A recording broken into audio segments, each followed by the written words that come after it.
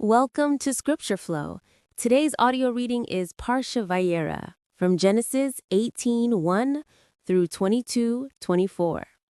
He said to him, "Behold, I have granted your request concerning this thing also, that I will not overthrow the city of which you have spoken. Hurry, escape there, for I can't do anything until you get there." Therefore, the name of the city was called Zoar.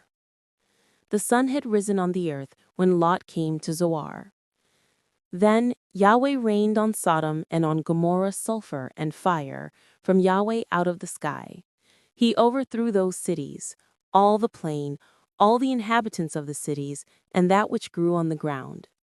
But Lot's wife looked back from behind him, and she became a pillar of salt. Abraham went up early in the morning to the place where he had stood before Yahweh. He looked toward Sodom and Gomorrah and toward all the land of the plain, and saw that the smoke of the land went up as the smoke of a furnace. When God destroyed the cities of the plain, God remembered Abraham and sent Lot out of the middle of the overthrow when he overthrew the cities in which Lot lived. Lot went up out of Zoar and lived in the mountain, and his 2 daughters with him, for he was afraid to live in Zoar. He lived in a cave with his 2 daughters. The firstborn said to the younger, "Our father is old, and there is not a man in the earth to come in to us in the way of all the earth.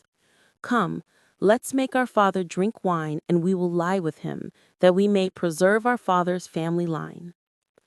They made their father drink wine that night, and the firstborn went in and lay with her father. He didn't know when she lay down, nor when she arose. It came to pass on the next day that the firstborn said to the younger, "Behold, I lay last night with my father. Let's make him drink wine again tonight. You go in and lie with him, that we may preserve our father's family line." They made their father drink wine that night also. The younger went and lay with him. He didn't know when she lay down, nor when she got up. Thus both of Lot's daughters were with child by their father.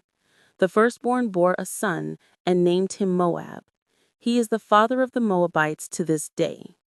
The younger also bore a son and called his name Ben-Ammi. He is the father of the children of Ammon to this day. Abraham traveled from there toward the land of the south and lived between Kadesh and Shur. He lived as a foreigner in Gerar. Abraham said about Sarah his wife, "She is my sister." Abimelech king of Gerar sent and took Sarah.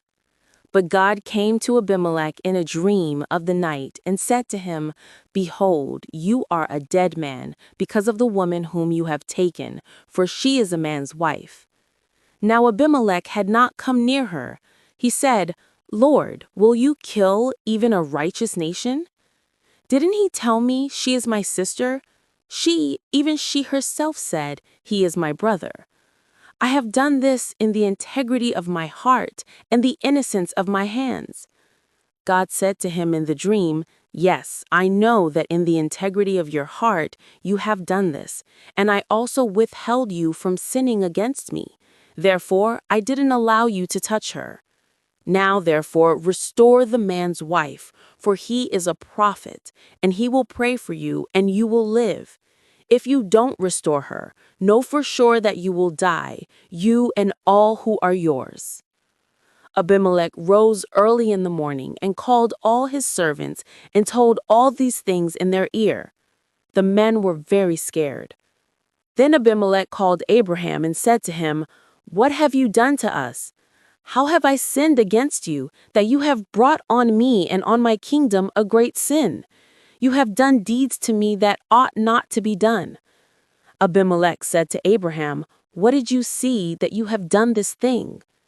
Abraham said, "Because I thought, surely the fear of God is not in this place. They will kill me for my wife's sake. Besides, she is indeed my sister, the daughter of my father, but not the daughter of my mother, and she became my wife. When God caused me to wander from my father's house, I said to her, 'This is your kindness which you shall show to me. Everywhere that we go, say of me, he is my brother.'" Abimelech took sheep and cattle, male servants and female servants, and gave them to Abraham and restored Sarah his wife to him. Abimelech said, "Behold, my land is before you. Dwell where it pleases you." To Sarah he said, "Behold, I have given your brother 1,000 pieces of silver. Behold, it is for you a covering of the eyes to all that are with you. In front of all you are vindicated." Abraham prayed to God. So God healed Abimelech, his wife, and his female servants, and they bore children. For Yahweh had closed up tight all the wombs of the house of Abimelech because of Sarah, Abraham's wife.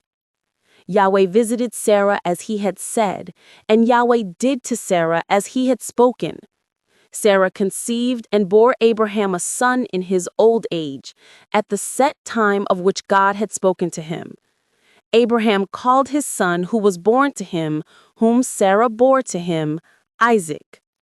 Abraham circumcised his son Isaac when he was 8 days old, as God had commanded him.